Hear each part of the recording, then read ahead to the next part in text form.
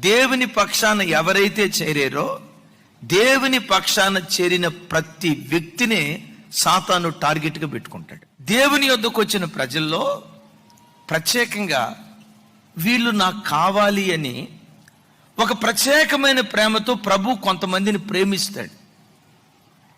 తనకు కావాలని ప్రభు ఎవరినైతే ఎక్కువగా ప్రేమించి వీడు నాకు కావాలి అనుకున్నాడో, దేవుడు కోరుకున్న వాడిని సాతాను కూడా మరి ఎక్కువగా కోరుకోవడానికి ప్రయత్నం చేస్తాడు.